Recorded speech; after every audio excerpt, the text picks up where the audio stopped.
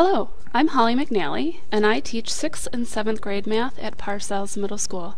I'd like to take this opportunity to talk to you about flipping your class, specifically with the use of screencasts.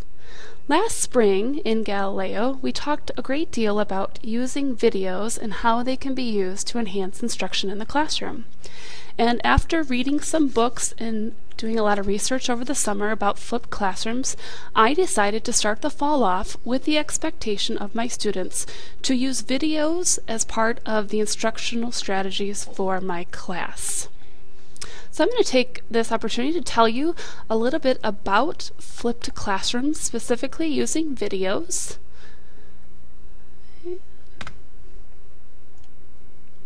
And we'll start with telling you what a flipped classroom is not. You know, Miss Gregoire, I don't think you've quite grasped the idea of the flipped classroom.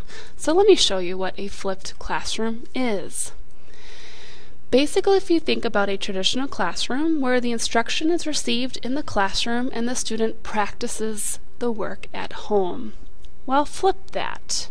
For a flipped classroom at home, students watch a screencast, and this is the method I have chosen, keeping in mind that my screencasts have a 15-minute limit. As the students are watching the screencast, I have a note packet that they follow and fill out as they are working. The great thing about working with the videos at home, the students can watch the videos multiple times, maybe in preparation for an upcoming test. They can pause if they are becoming distracted or it's time to eat dinner. They can fast forward if they're feeling confident about the material, and they can always rewind in case they didn't catch something and need to go back. So the students are watching the videos at home, filling out notes, and then when they come to class, we review the material from the video, and it's great because the students already have a great foundation of the learning objective for that day. In class, we practice the curriculum, so where in the past they would practice the curriculum at home, we do that right in the classroom.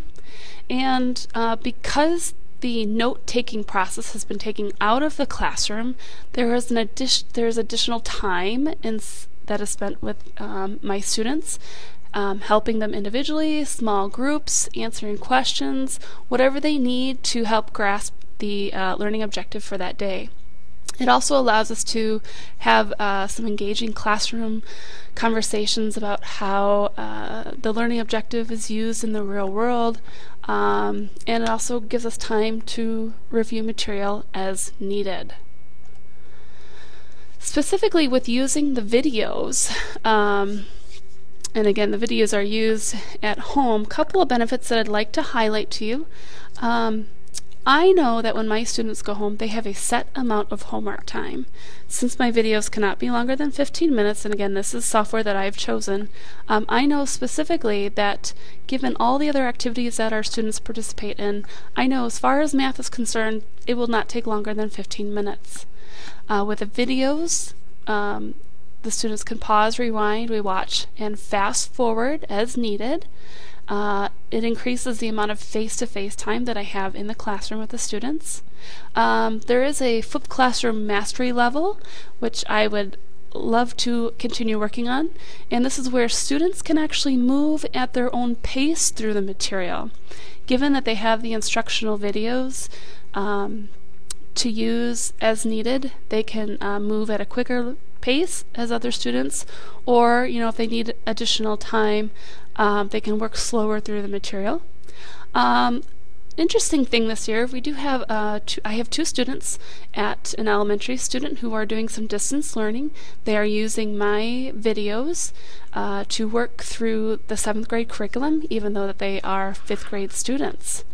Also, when students are absent, with the videos posted online, they can keep pace with the classroom so that if they're out, especially for an extended amount of time, they're not coming back with a lot of homework to get caught up on.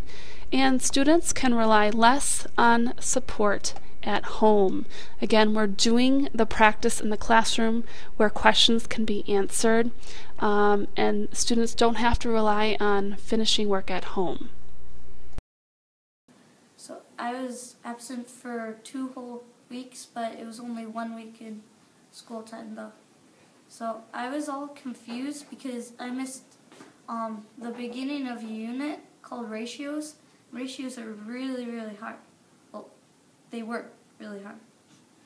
But what happened was with the screencast, I was able to get caught up and not have a boatload of homework when I got back.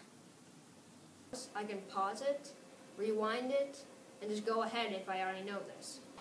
I think that screencasts also help in the way that just before a test, maybe a student has like trouble understanding one section of the work, but they don't understand the notes because it's not like the real thing, like the real learning it, like they originally did. So the videos they can go back to anytime so that they can be prepared for the tests and get a way better grade. I like that I can go home and I know that I only have 15 minutes of math homework because I'm in all honors, so I get a lot of narrative homework and social studies and stuff like that. And that way I don't have to spend all my time on homework because I have tennis. I like them because they're only 15 minutes long, so I know that I won't have more than 15 minutes of math homework each night. And if I'm still confused, I can rewatch the videos. And while the videos are going on, if like it's moving too fast, I can pause it. And when everyone comes in to class the next day, everyone's on the same level. Like no one knows more than another person. And then Here is an email I received from a parent. States, our thoughts. As parents, we have loved the flipped classroom and the use of screencasts. The screencasts allow the student to work at their own pace. If there is a problem that is challenging, the child can rewind and continue to work on it, and on the flip side, pun intended, they can fast forward if they have a good handle on a problem. As parents, it gives us an opportunity to brush up on some skills that we have not used in a while. It is clear to us as parents the methodology that the teacher wants to use. That helps avoid, "That is not how my teacher told me to do it," conversation. Our child comes to school each day with a good basis of understanding or full understanding that allows the teacher to either expand upon it or take it to the next level. We hope all of our sons' math teachers use this method.